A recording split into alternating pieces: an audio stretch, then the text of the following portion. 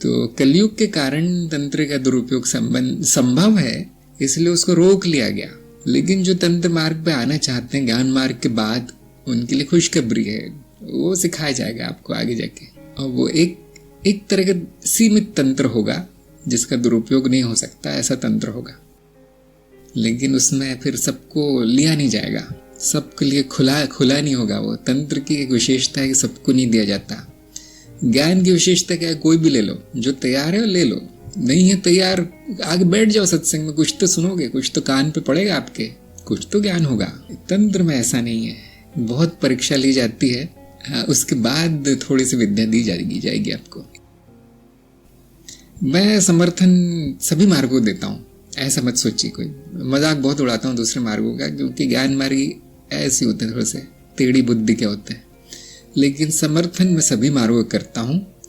कौन सा मार्ग अच्छा है, जहां मेरी प्रगति है, जहां आपकी प्रगति हो, आपके लिए अच्छा है। देखिए, कोई बुरा नहीं है मार्ग, तंत्र मार्ग भी बुरा नहीं है। अगर आपकी प्रगति उसी में है तो जरूर लीजिए। मैं केवल इतना कहता हूं कि बिना गुरु के कोई भी मार्ग पे जाना बेवकूफी है।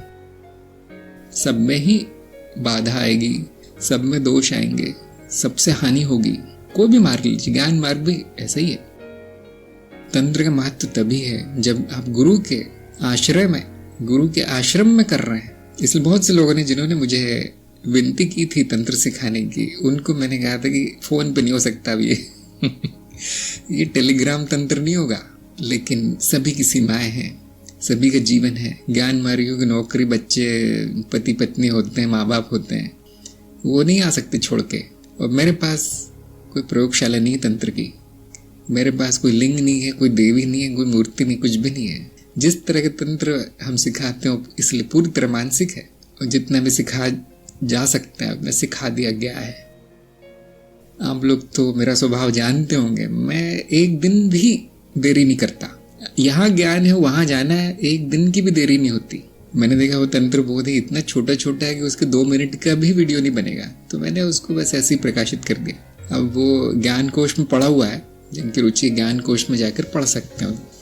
और ऐसा नहीं कि और जानने कुछ नहीं, बहुत है, लेकिन अभी बताने का समय नहीं आया है। कुछ ही लोगों को दिया जाएगा तंत्र। आप अनुमान लगा सकते हैं किन को, जो उसका अच्छा उपयोग कर पाए ज्ञान प्रसार आदि में। अगर उससे जन कल्याण नहीं हो रहा है, जीव का कल्याण नहीं हो रहा है, तो नहीं दिया जाएगा फिर। तो यही महत्व है तंत्र का। अगर कल्याण हो रहा है तो हाँ, मैं वो भी करूँगा, लेकिन बिना गुरु के नहीं। मतलब काफी अपमान झेलना पड़ा मुझे गुरुजन से कि तुम ये जो कर रहे हो खुद तो सीख लो पहले, ऐसा बोला गया मुझसे। तो इसलिए हम रुक गए फिर।